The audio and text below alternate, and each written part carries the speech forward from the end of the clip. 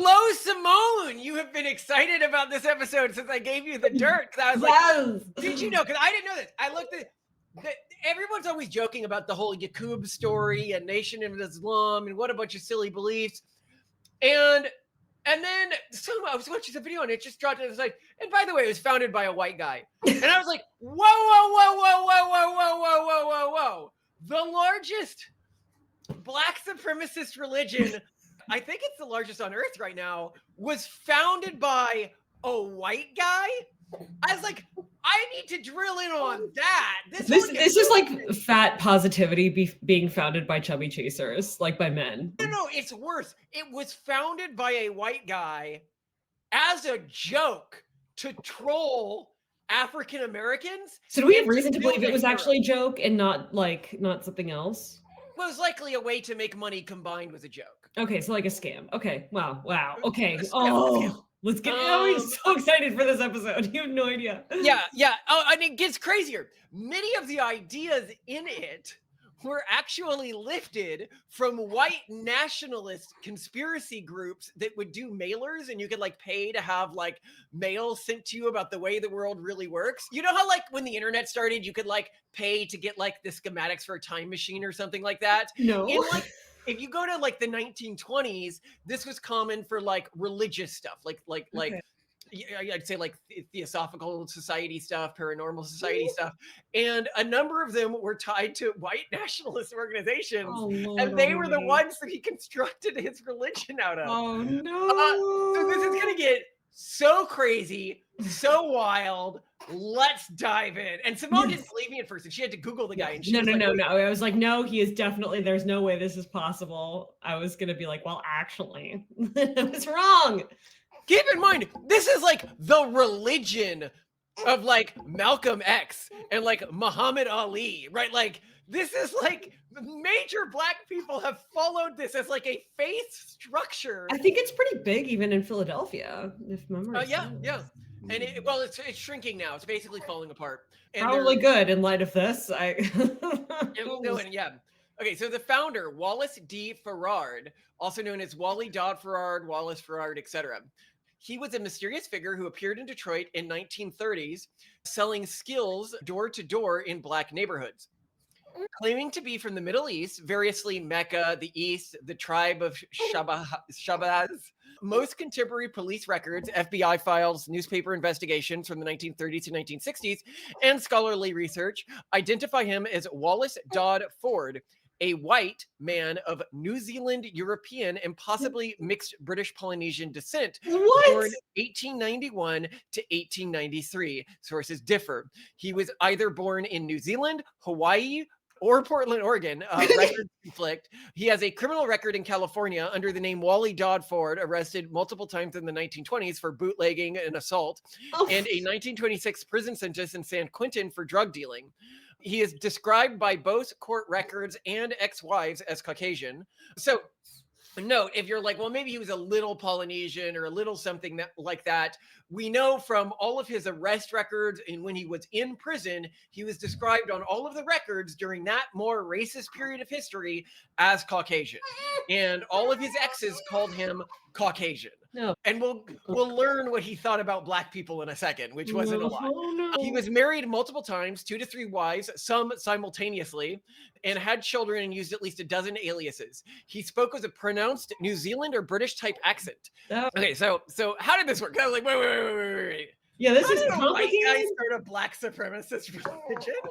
Okay. So, 1930s Detroit, Fard began teaching black residents that they were the original people, the lost tribe of Shabazz, stolen from Asia, not Africa, and that white people were devils created by an evil scientist named Yakub. He claimed to be a prophet sent by Allah and eventually declared himself God in person. His teaching mixed elements of Garveyism, Freemasonry, Jehovah's Witnesses, Islam, very loosely, and science fiction like racial mythology. Okay. He attracted thousands of followers very quickly in the middle of the Great Depression. Elijah Poole, later Elijah Muhammad, became his most devoted disciple and was named Supreme Minister. Fard disappeared completely in 1934, probably fled Detroit after a human sacrifice scandal involving one of his followers in intense police scrutiny. The NOI teaches that he, quote unquote, departed or was Allah who completed his mission. Elijah Muhammad then took over and built the organization into what it became. Note that the Nation of Islam officially denies that he is white. Today, they hold that Master Fard Muhammad was a quote unquote black man born in Mecca and that claims that he was Contafilarobio something or FBI files. However, virtually all non-NOI, the Nation of Islam historians, would say, as well as Carl Everett's Messenger, FBI files that have been declassified, and the 1970s Detroit police records conclude that he was white and the same man as Wallace Fard. Oh boy. Okay, so I'm not crazy because I did a deep dive on the Nation of Islam like beliefs. And I thought he was black, but then of course that's what I would have been told if I was just looking into the beliefs. So okay, this is maybe why a lot of people who like found the other crazy stuff didn't find this. Yeah, because if you're digging into it from their own sources, instead which is crazy enough, sources, they're not going to tell you. You're like, oh, I want to learn more of this Yakub story. You're not going to, and we're going to go into where that story came from and everything. Okay. All right. So of course, the first thing I'm like is wait. Why did a white guy start a black supremacist religion, right? So there's three core reasons that are hypothesized. Okay. 4, just pure grift, con man hustle. He had a long history of scams, bootlegging, and living off of women. In early 1930s, Detroit was full of unemployed black migrants from the South who were desperate for hope and identity. By posing as the exotic Eastern prophet, he gained money. Followers paid dues and brought products he sold, free housing, and sexual access to multiple women in the group. Several early members later said he had a harem-like arrangement. This fits the pattern of dozens of cult leaders in American history. 2, influence from earlier occult and Moorish society teachers. He almost certainly knew Noble Drew Ali, the founder of the Moorish Science Temple, and may have been a member for a while. And we're going to go into these other religions that he drew from because they're equally fascinating. He also borrowed heavily from an occult mail order group called the Royal Fraternity of Master Metaphysicians, and from white theosophical writings about lost tribes Atlantis and Yakub-style eugenic stories that were floating around in the 1920s.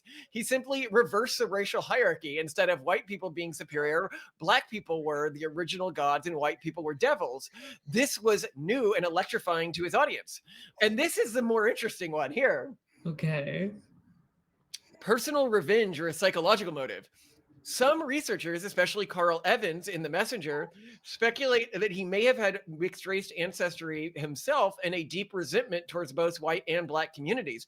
However, what I find most interesting is one of his ex-wives. So remember the FBI released all the files they had on him. Well, they have interviews with one of his ex-wives. Note, she didn't think this would make her famous. She didn't know anything that was going to come of this. She was just talking to the FBI, right?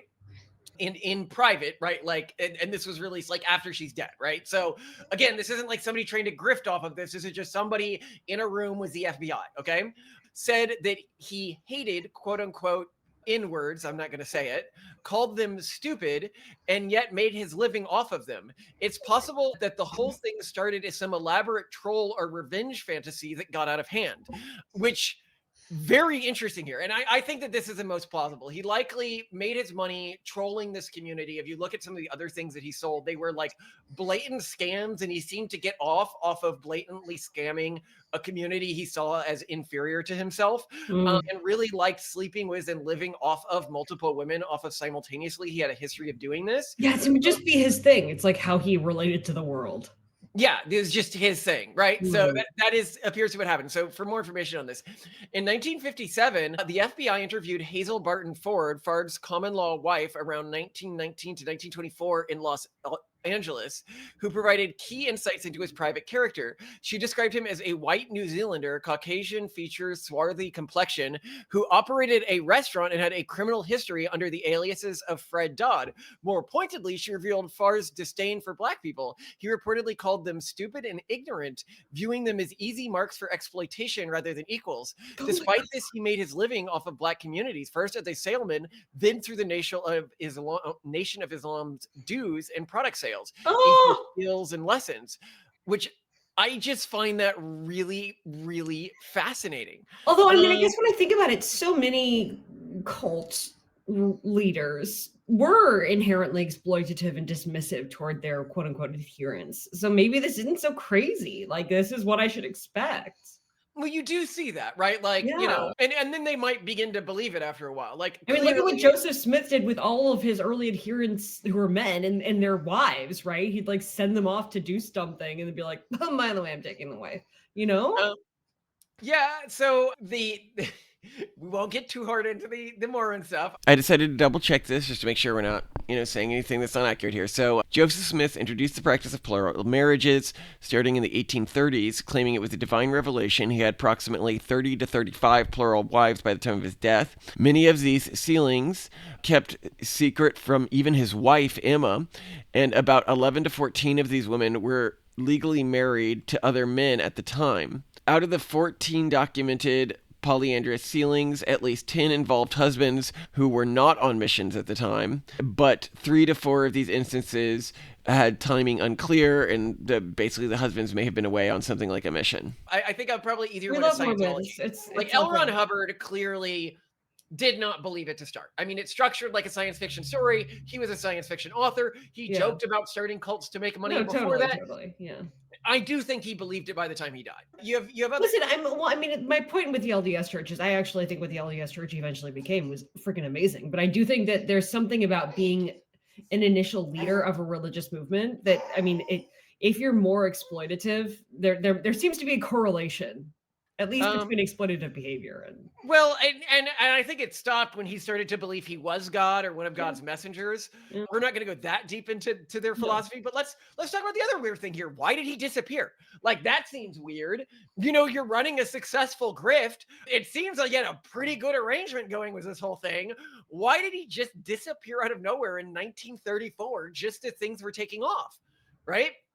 Well, we have a clearer answer to that one. In November 1932, one of his followers, Robert Kamel Harris, carried out a quote-unquote human sacrifice to quote-unquote bring himself closer to Allah, killing his roommate on an altar. The police investigation put massive heat on Fard's temple. Fard was arrested, fingerprinted, and ordered to leave Detroit. He came back secretly anyway, got arrested again in 1933 and 1934. In his last known police interview, Chicago, May 1933, then Detroit, 1934, he promised the police that he would disband the organization and leave forever if they let him go. After being released in mid-1934, he vanished completely. No confirmed sighting after that. So there's two main theories, but let's just get in his head here, okay? So you're a guy in your organization does a human sacrifice, not great. You have started this as an intentional grift on people. It's getting a little hot. Time to skip town. But you're like, I have such a good thing going there. I should probably go back, see what I can do, etc. You go back, you get caught again almost immediately. And the police basically say, we're detaining you indefinitely in association with that murder, or disband the organization and get out of town. You try to disband the organization. Everyone's like, I don't think so. And even if you're going to, why not just get out of town before disbanding? Maybe have a few people still send you money here and there, right? Yeah, no, true. So he disappears from the record after that point. There's two theories. One is that he just left, right? There's been some unconfirmed reports that place a Wallace Fard in California or New Zealand decades later. So maybe he lived quietly somewhere. I think that that's a lot less likely, because he doesn't seem like the type of person who, as his religion got larger and larger, would have been able to not come back as the founder. Oh, that's a good point. Yeah. Like, if it just disbanded, I could imagine him changing identities again and again forever and just grifting from one thing to the next. But you're right. This got big. Yeah.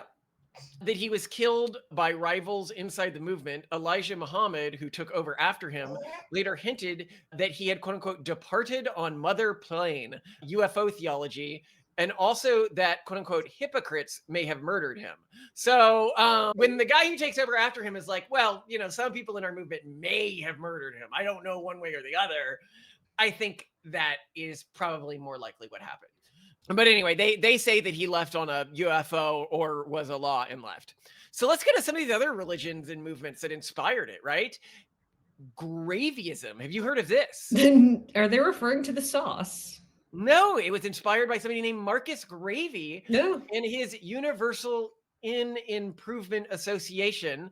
I'm not even going to say the like sanitized version of that word. I don't want, we I had could that see you whole worshiping a sauce-based religion, though. You're all about the demonetization, sauces. not demonetization. Let's get into the channel ban saga. So I'm just going to be very safe in what I'm talking about here, even though this is spicy as heck. Because I've just given up doing that. We had a little arc where I was going to pretend to be a good boy. I'm not going to pretend to be a good boy anymore. I can't do that. No. There's just too many interesting ideas and things going on in the world. Yeah. People will find me again if YouTube decides to be very strict with me, but I hope it doesn't come to that. But anyway, so the key ideas of Gravyism were that Black people should be proud of their race and African heritage. The Back to Africa movement, Garvey tried to buy ships and resettle Black Africans in Liberia.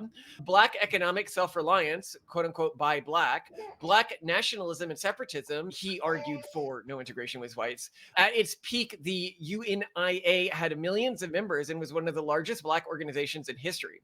Fard borrowed a lot from Garvey: racial pride, separatism, economic independence, even the red, black, green flag colors. The big difference is Garvey was a Christian who wanted to go back to Africa, while Fard taught that Black people came from Asia and that Islam was the original religion and that whites were literal devils. The next place he drew information was the Moorish Science Temple, which was active between 1909 and 1929. So the real name, Timothy Drew, 1886 to 1929, was born in North Carolina. He claimed to be a prophet who had been initiated in Egypt and founded the first mass, quote unquote, Islamic movement for Black Americans, the Moorish Science Temple of America, MSTA, in Newark, New Jersey in 1913, then moved its headquarters to Chicago. Wow. So what's really interesting is this was the first major Black Islamic organization in the United States, and this and another large early one was this other one. What you'll learn, and we'll go over here later, is they basically have very little to almost nothing Islamic about them. They are not derivations of Islamic theology. They took Islam because you could tell people from that period. I mean, it's the 1920s. You don't have the internet or something. Yeah, it's a sort of foreign. Ooh. It's like, ooh, this is from a region where like darker skin color people live and is one of the old religions, you know? Yeah. The Moors, etc. Blah, blah, blah. Yeah. Yeah, so it's basically like a name that they could use that prescribed their religion was like ancient associations and potentially Black associations, but none of them really seem to know much about what Islam was actually about. Interesting. All right, so it was in the Moorish temple. Black Americans were not inwards, but they were Asiatics, more specifically Moors or Moorish Americans, descendants from Moabites or Canaanites. Their true religion was Islam, but an Americanized version with Jesus and Buddha as prophets. They should drop their slave names and add El or Bey, exactly what the Nation of Islam also did. White people stole their history and nationality. Reclaiming Moorish identities frees them. The red Wait, fez, would it be like Simone Bay? Malcolm L? I think it might be like L Malcolm, L Simone, or Bay Bay Simone. Oh, it'd be L Malcolm, I think, and Bay Simone. Bay Simone. This might even be where the term like Bay, hey Bay, you know, like I Black wonder. Oh my gosh. call each other Bay, like, hey Bay, what up? Like that might be where this comes from. It is not. So first, the El or Bay, while it was very common in the Moorish temple when the Nation of Islam members started doing this. While they did this rarely, the more common thing with NOI members was to replace their surnames with an X to symbolize the unknown surnames in their family history lost to Africa. As for the modern use of the term Bay emerged in African American vernacular in the early 2000s as a shortened form of baby or babe, used as a term of endearment for romantic partners or close friends, or even platonically among women. It has no connection that we know of to either the Moorish temple or the Nation of Islam. So just a convergent evolution. The red fez was the crescent and the 5-pointed star, the circle 7 symbol. If you've seen that, the fez, like a Black person wearing a fez, that comes from this. Oh my gosh. Okay, so how is he exposed to them? Fard lived in Chicago, the Moorish science capital, in the 1920s and early 1930s. Several of Fard's earliest followers in Detroit, including Elijah Muhammad's own brother, had previously been members of the Moorish Science Temple. When police arrested Fard in 1932, one of the charges was that he was encouraging former Moorish science members to leave Drew Ali's movement and to join him. After Drew Ali died in 1929, the MSTA fractured into many rival fractions. Fard simply started his own splinter group, changed Moorish to Asiatic tribe of Shabazz, and replaced the Circle 7 Quran with his own 2 short books, Secret Ritual of the Nation of Islam and Teaching for the Lost Found Nation of Islam in a Mathematical Way, and declared himself God instead of just a prophet. I really like the names of those books, by the way. Teaching for the Lost Found Nation of Islam in a Mathematical Way. All right, let's do it. Short, easy reads, both of these books as well, right? That's great. Yes. Oh my. Now here is where it gets really crazy. Okay. The Occult Mail Order Sources, I'm especially into this. the Royal Fraternity of the Master of Metaphysicians in the 1920s and the Theosophical and Roscian Lore. So, Fard's most distinctive teachings and bizarre doctrines did not come from Islam or Garvey. They came almost verbatim from white occult groups that were mailing lessons to anyone who wanted to spend a few dollars. I mean, the only thing better than a cult is mail order occult. You know, it's all the fun of a cult, none of the awkwardness of being with people in person, you know? But by the way, before I go further, what are your thoughts so far? I'm loving every bit of this. I'm so disappointed though. Like, I would much rather have this trend having taken place after Black Panther got big. And like, what I want is a whole bunch of people to like try to build scams about Wakanda being real, but then for people to yes and it to the point of it actually being real.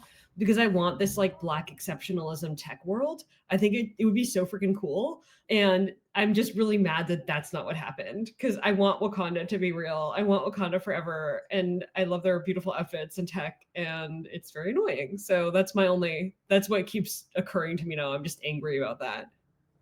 Yeah, I hear you. I find it so wild that I have watched so many videos about the Yakub story. I have never heard about all of this nonsense. Well, yeah. And I think it's one of those, that scientific study where they're like, count how many times they're bouncing the basketball. And then the subjects are watching it in a video and they totally miss it. There's a gorilla walking by in the background. Yeah. The thing is with the Nation of Islam, like Yakub and like white people were created in this terrible experiment, blah, blah, blah, something.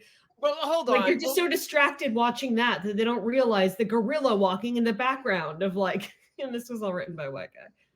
Yeah, the gorilla walking in the background, that it was a white con artist who hated Black people. Yes. Did you see the white con artist walking in the back? What? No, what?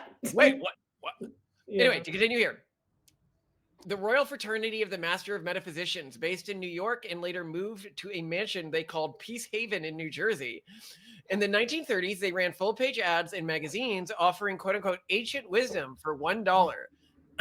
Their teachings included the quote-unquote mother plane. Remember how the other guy, the guy after him who ran it, talked about the mother plane? Yeah. So the mother plane came directly from this organization. Okay. Or the quote-unquote great wheel in the sky, a great spaceship that circles the earth. Okay. They also like a Dyson sphere.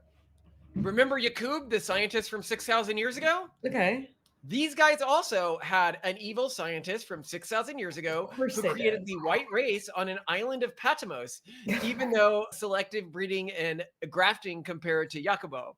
So that story was literally lifted from this organization. God forbid people create their own stories and get a little creative. That the original people lived 76 trillion years ago on the moon. The FBI files and the Chicago detectives in the 1950s interviewed former members of this group who recognized entire paragraphs of Farad's secret lessons as plagiarized from the Master Metaphysician booklets. So he just took some of the booklets and literally plagiarized them. No. I mean, that's what a con artist would do. He's like, oh, I need some crazy nonsense. He might have read one of these thought it was Yeah, funny. I'm a con artist, not a writer. Don't ask me to do these things. I think it's more that he might have just thought it was ridiculous and stupid. And remember that he looked down on black people. So he's like, oh, They'll eat because this I right think up. it's uniquely ridiculous and stupid. Oh boy. Like, let's just like take it and add it to this, right? Mhm. And the 6,000 years ago, science on an island, breeding the white race or whatever, right?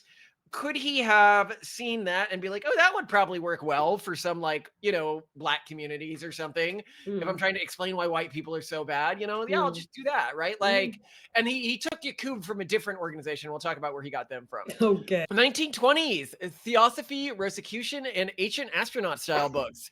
So these books were popular in the occult world at the time. You had The Secret Doctrine by Heather Bolansky. That's the one who we talked about, who the tiny mustache man, who we're not going to talk about on this channel anymore. Shall not be named. No. But his army marched under their symbol, their pagan symbol, the Theosophical Society. And they were also known to have a lot of ties to those sorts of groups.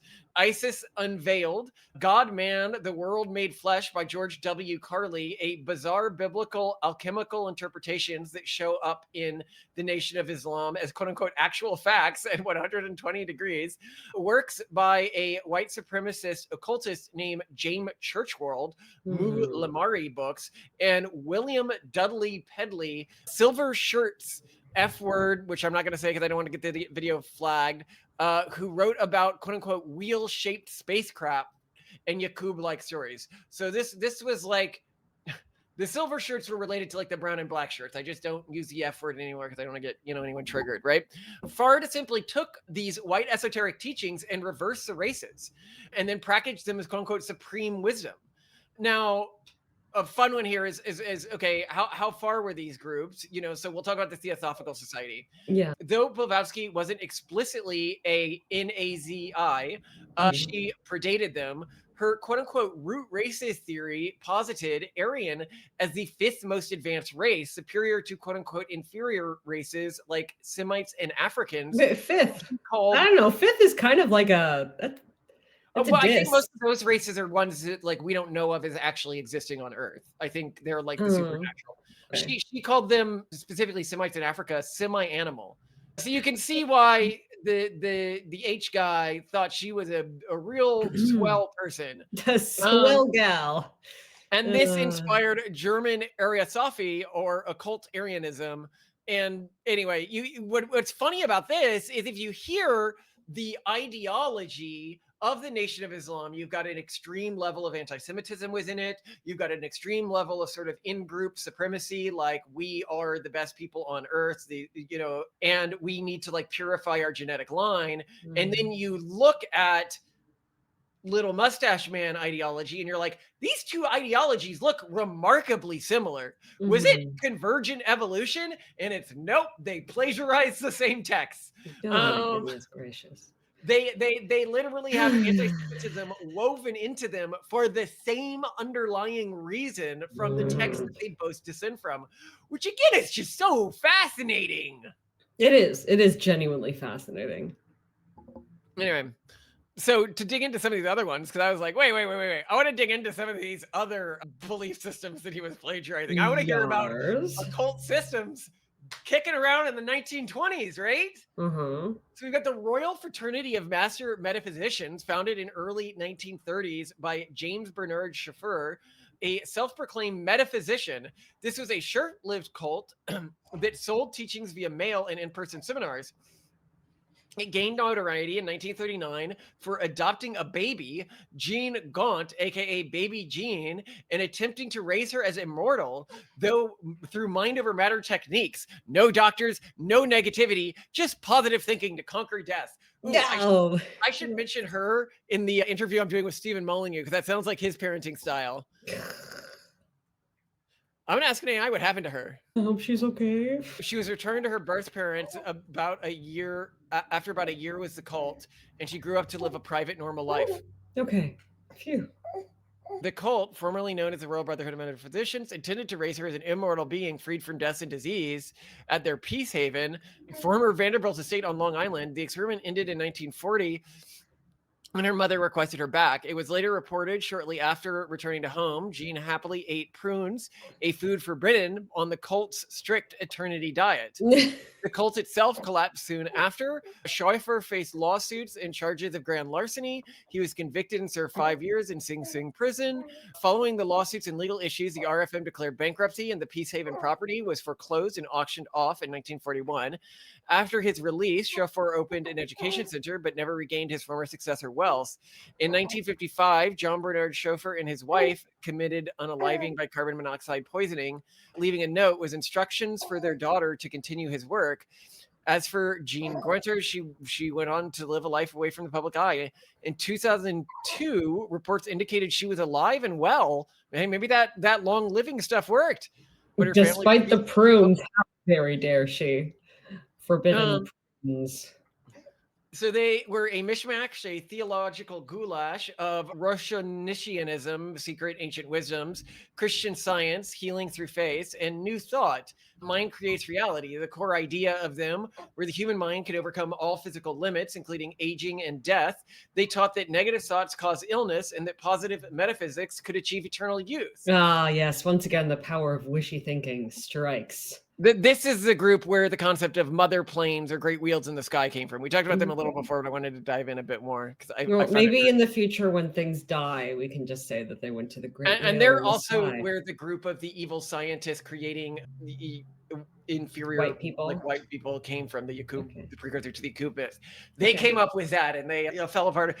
I wonder what they'd think if they knew that a version of their thing was still like really big, but it was like a black supremacist organization. Then you have James Chorchward's Mu theories. A British-American engineer popularized Mu in the books The Lost Continent of Mu and sold publishers and ads its quote-unquote ancient secrets. Mu was a Pacific lost continent of a motherland men home to the Nakal civilization 50,000 years ago, an advanced and peaceful civilization with monotheism and shared symbols, e.g. crosses influencing Egypt, India, and the Maya. Destroyed by cataclysm, survival suited global cultures, dismissed evolution for creationism via ancient tablets, he claimed to have decoded in India. He believed in like superior and inferior races, this guy. He thought the Aryans were from Mu, for example. So this is what I'm saying, like these were actual like white nationalist ideologies that this was based on.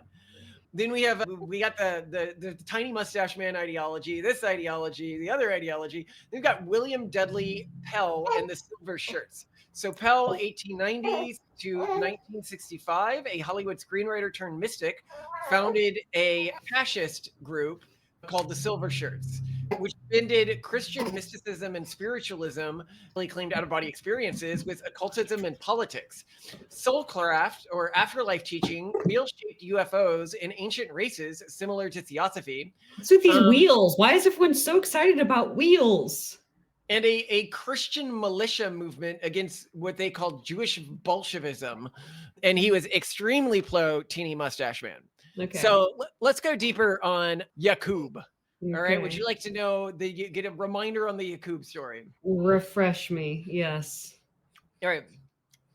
Yakub, born in Mecca with an unusually large head symbolizing his intellect, discovered magnetic laws of attraction and repulsion while playing with steel. Exiled to the island of Patmos, referencing the biblical book of Revelation, with 59,999 of his followers for causing unrest, he conducted a 600-year eugenics experiment, selectively breeding lighter-skinned individuals through grafting, killing of darker babies to produce a pale, blue-eyed race inherently prone to wickedness. And I kid you not, this is what he said was their main thing, trichonology. Or deception. Yes. So they're afraid that white people will perform trichonology on them, which they got from, this horrible way that they were created. And this race was allowed to rule for 6,000 years, ending in 1914, after which black people would reclaim dominance over, often via apocalyptic events like the mother plane or the UFO destroying whites. Now, what's another interesting thing here is that some of the whites, after this eugenics experiment, tried to go back to being black and tried to regain their undo the eugenics experiment, but they didn't have a good template for doing this. And this is where the Nation of Islam believes that monkeys and apes come from. Is that they're literally white people that tried to become black again. Oh, He I presented don't. Okay, I'm not going to say anything. Go ahead. He presented this in his doctrinal pamphlet, Lost Found Muslim Lessons Number 2, a Q&A style text to early converts as part of a series of secret lessons. Fard claimed divine revelation for the story, positioning himself as Allah incarnate and the myth as supreme wisdom to awaken Black Americans to their divine origins and white oppression. Elijah Muhammad, Fard's successor, who led the NOI, or Nation of Islam, for about 1935 until his death in 1975, expounded and popularized it in books like The Message to the Black Man in America, 1965, where entire chapters detail Yakub's process as a theodicy, or explanation for evil, justifying racial inequality as a temporary divine plan. Later Nation of Islam leaders like Wallace Fard have defended it as literal truths. So this isn't something that they like kind of believe. It is like literal religious truths for them, sometimes citing modern genetics or archaeology, e.g. the Olmec heads, as evidence for ancient Black scientists. Moorish Science Temple of America, MST, founded by Noble Drew Ali, Timothy Drew, in 1913. This was Fard's most direct predecessor. Ali's teachings reference Yakubites as a figure named Yakub, a West African Moor who allegedly founded ancient civilizations with large-headed scientific geniuses, evidenced by Mesoamerican Olmec heads. Fard, possibly with an MST member of Chicago, adapted this into a more militant anti-white narrative, shifting Yakub from hero to villain. Very interesting. Wait, what? I want to know how he was the hero to begin with. Okay, so apparently he's supposed to sort of like represent ancient wisdom in early stuff, and it was supposed to be linked to like sophisticated ancient Black societies and what they had lost. And then he later, when the doctrine of the Nation of Islam went, sort of was a crazier explanation. All right, so what makes this different and similar to mainstream Islam? Because I was interested in that as well, right? I mean, I don't know where is their shared ideology? I think it's the more important question. Yeah, so they refer to God as Allah. Okay. And they refer to their places of worship as mosques, although originally they were called temples. It appears that he didn't know what Muslims called their places of worship at first and then changed it to mosques when he learned. Yeah. They would also use greetings like As-salam alaikum, and members performed a form of prayer, salat, though it's modified and not always a standard 5 daily prayers. A diet and lifestyle rules. They prohibit pork, alcohol, and drugs, emphasis on clean living and modest dress. Okay. Women cover head in veils, family values, which align with halal principles and Islamic moral codes. They have a community strong focus, strong emphasis on self-reliance and economic empowerment. So basically, they dress kind of like Muslims and use a few Muslim words, right? I mean, that's better than them like just going like Durga and thinking that they're doing proper prayers or something. But yeah, what was interesting is pretty much any famous person that you've heard of that was ever in the Nation of Islam ended up converting to become just an actual Sunni Muslim. Okay, and yeah. the Nation of Islam is more like you join it because you like want to find yourself and like Black identity, it sounds like, and then you do more research and you're like, oh, and you're like, that was a mistake. That was a mistake. Yeah.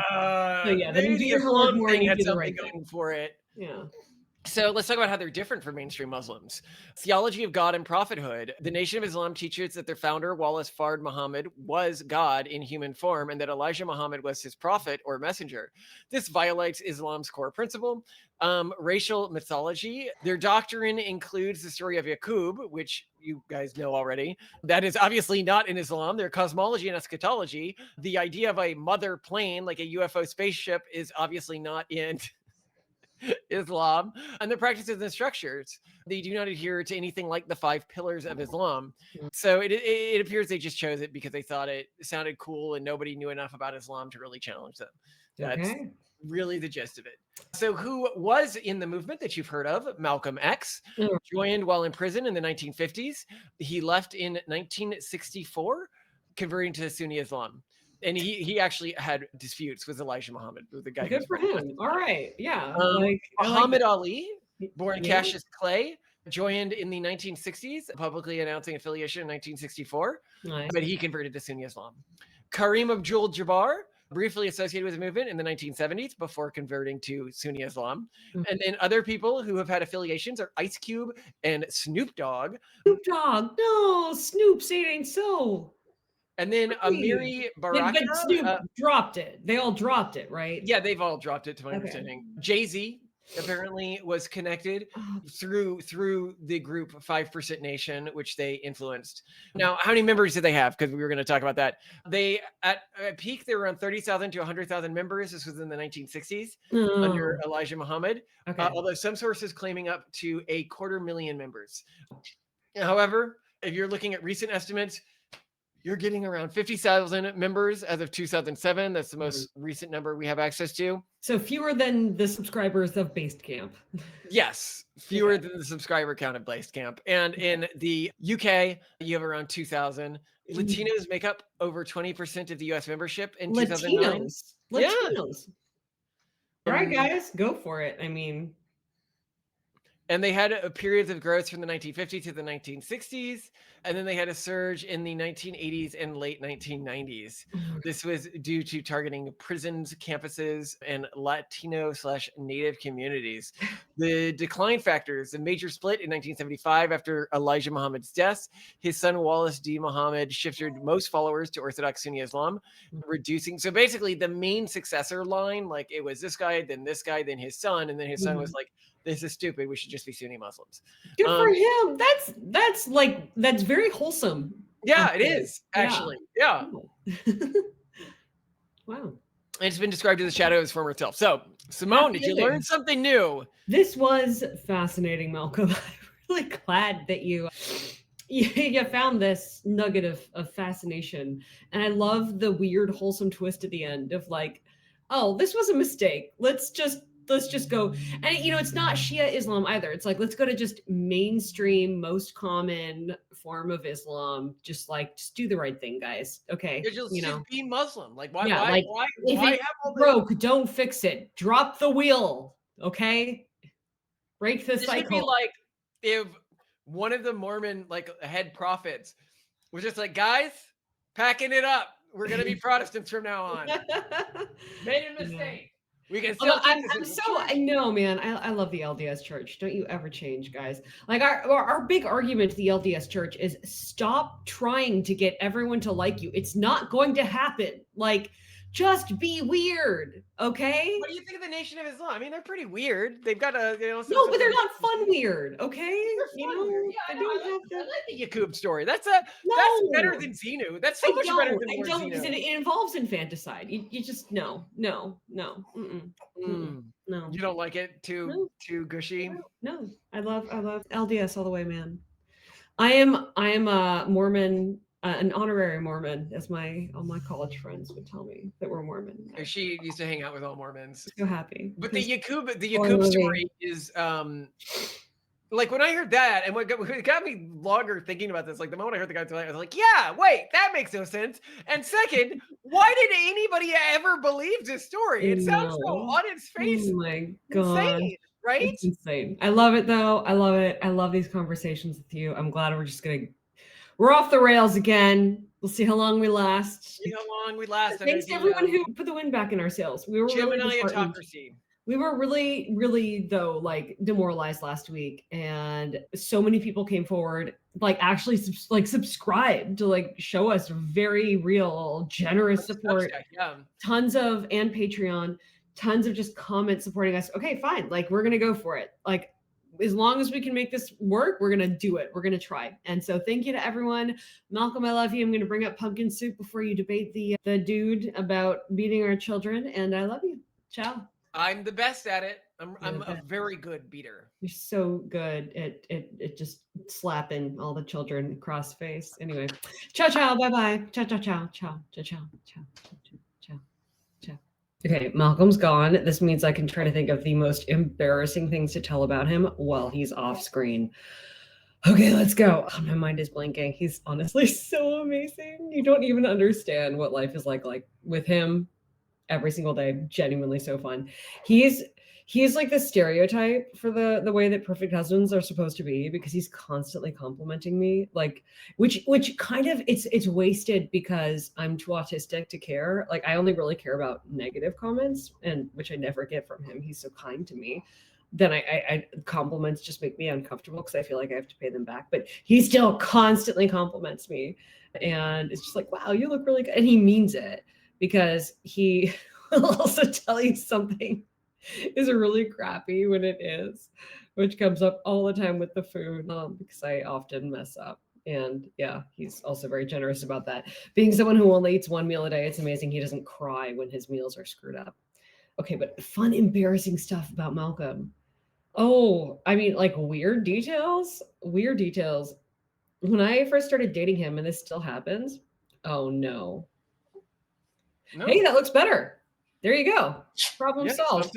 Something Saved by the bell, because I was trying to think of embarrassing things to say while recording about you. Oh no! I just thought of a good one, and no, but we have to start recording. So, Simone, quick question. Oh.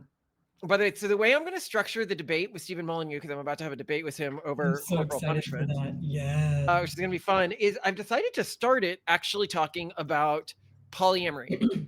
Okay. And I'm going to point out that it's never been a common practice in any Oh my God, I love this. And not beating children has also never happened once within a growing and thriving civilization during its ascent. And you can't just be like, real gentle parenting has never been tried. Real polyamory has never been tried. No, there's been enough time of this. Okay. Yeah, I can be like, you see it in hunter-gatherer tribes, but you do not see it in successful civilizations. Yeah. And the moment we stop doing it, well, and hunter-gatherer tribes, and you were just describing how like one woman described how a man just like grabbed a crying child and beat his head against a tree until he died. Like you do have some hunter-gatherer tribes that do no corporal punishment of children at all.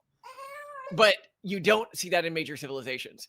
And so I'm going to point out that I'm going to try to frame the whole debate as framing it as like that kind of a luxury belief. I like it. Yeah. Anyway. It's going to be good. It's going to be good. All right. Hey, mister.